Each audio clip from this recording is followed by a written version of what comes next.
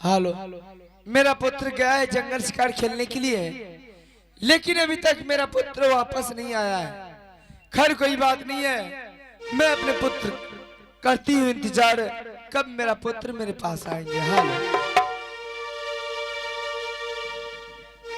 आज दिन आगे देखिए बहिनिया पुत्र कई जान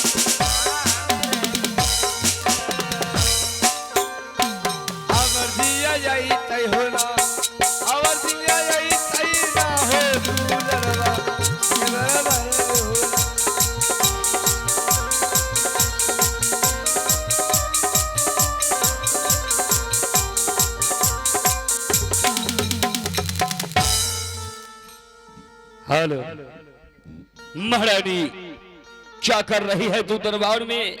मैं पुत्र का इंतजार कर रही हूँ। लेकिन अपना पुत्र उत्तम कुमार है कहाँ? शिकार खेलने के लिए गया है। शिकार खेलने के लिए? हाँ। लेकिन महारानी तू उसे जंगल क्यों भेज दिया? स्वामी जी, पुत्र उत्तम कुमार इतना ही जिद करने लगा, वो मुझे मरने की धमकी दिया, इसलिए मैं उसे आदेश दे दिया। लेकिन महारानी, हाँ, अगर जंगल में उसे कुछ हो जाएगा तो इसका जिम्मेदार कौन होगा महारानी? मुझे विश्वास है स्वामी जी कि आज मेरा पुत्र वापस ही आने वाला है। जैसे मेरे पुत्र आएंगे वैसे अपने पुत्र को गोद में बैठा लीजिएगा। लेकिन स्वामी जी, अपने पुत्र के सिवा कोई गैर लड़का आपके गोद में नहीं बैठ सकता है। कोई नहीं बैठेगा महारानी, जा तू हवेली में अपने बच्चे का इंतजार करो। ठीक है, और मैं दरबार में बैठ करके करता हूँ। ठीक है। हेलो। अरे या सारा रे देखियो रे उत्तम,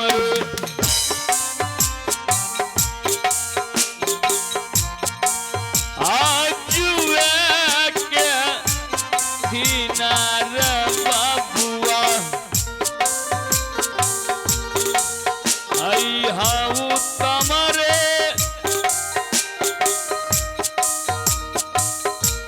पिताजी रे अल्लाह की जबान।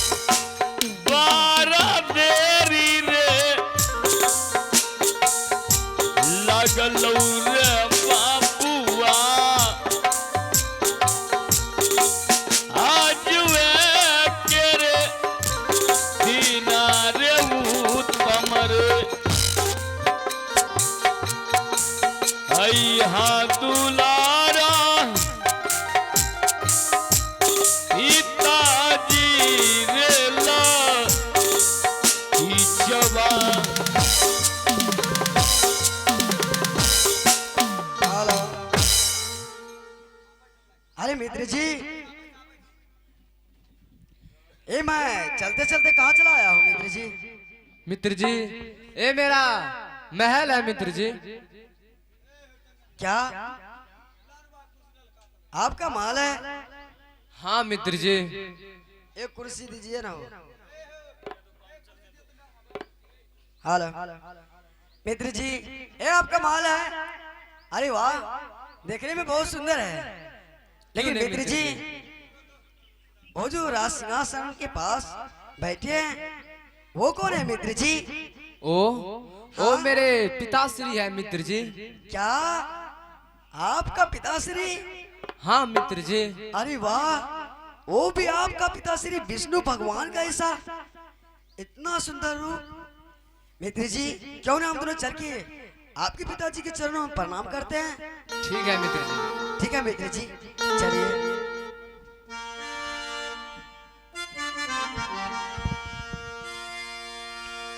प्रणाम पिताश्री। खुश रहो, खड़े हो जाओ। भगवते वासुदेवाय नमः। ओम नमः भगवते वासुदेवाय नमः। ओम नमः भगवते वासुदेवाय नमः। प्रणाम पिताजी। आयुष्मान भव पुत्र। उत्तम, हाँ पिताजी। तू जंगल गया था, हाँ पिताजी। तो ये लड़का कौन है जिसे तू दरबार में लाया है? ये मेरा मित्र जी है पिताजी। मित्र? हाँ पिताजी। ये मित्रता तुम कहाँ किया और कैसे किया? पिताजी, जब मैं जंगल शिकार खेलने के लिए गए थे, खेलते खेलते अचानक एक बूढ़ा मुझ पर टूट पड़ा पिताश्री। इसीलिए मैं बच्चा बच्चा चिल्ला रहा था, तो इसी भैया मेरा जान बचाया पिताश्री। बेटा उत्तम, हाँ पिताजी। तुम्हारी माँ तुम्हें लाख समझाया था, फिर भी तू शिकार खेलने के लिए जंगल चला गया। देख लिया, अगर ये लड़का तुम्हें जंगल में नहीं मिलता तो तू आज लौट करके नहीं आता। तू इसे मित्र बना करके अपने दरबार में ले आया। ये लड़का तुम्हारे प्राण का रक्षा किया, इसीलिए। हाँ पिताजी। पुत्र, तू विलंब न करो। जब तू दोस्ती लगा करके दरबार में आया है तो तुम दोनों मित्र एक साथ मिल करके आओ और अपने पिता की गोद में बैठ जा। मित्र जी, हाँ मित्र जी। चलो पिताश्री की गोद में बैठेंगे पिताश्री। अरे मित्र जी, ये आप क्या कर रहे हैं मित्र जी? पिताजी की गोद में बैठने की बात कर रहे हैं? मित्र जी, पिताजी के शरीर में शाही पोशाक निवास पहना हुआ है, पीतम्बरी लगा हुआ है और मेरे शरीर में धूल और मिट्टी लगी हुई है। मित्र जी, अगर मैं पिताजी की गोद में बैठूंगा तो पिताजी को रसाई पोशाक गंदी हो जाएंगे। मित्र जी, आप जाइए, पिताजी की गोद में बैठ जाइए, मैं ऐसी जगह नीचे बैठ जाता हूँ। मित्र जी। सुनो पुत्र, खड़े हो जाओ। तू अपने मन में सोच रहा है कि तू मेरे गोद में बैठोगे तो मेरा पोशाक गंदा हो जाएगा।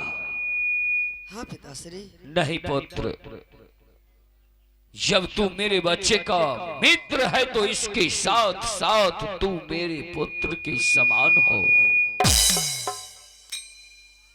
तो फिर मेरे गोद में बैठने में संकोच कैसा? हेलो। आओ पुत्र, मेरे गोद में बैठ जा।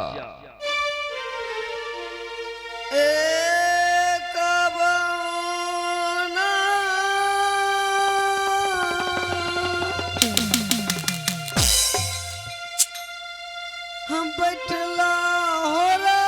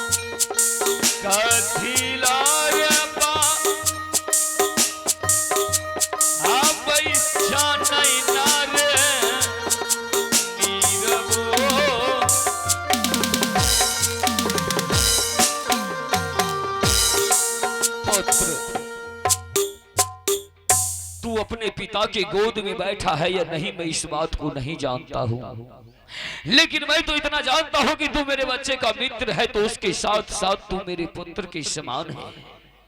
अरे अपने पिता के गोद में ना बैठा तो क्या हुआ, अपने मित्र का पिता समझ करके मेरे गोद में बैठ जा पुत्र। आज मैं तुझे एक पिता का प्यार दूंगा, आओ विलंब ना करो पुत्र।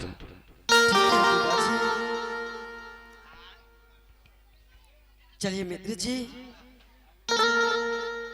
हम दोनों मित्र मिलके आपके पिताजी की गोद में बैठते हैं। ठीक है मित्र जी। ठीक है चलो। ए परमाना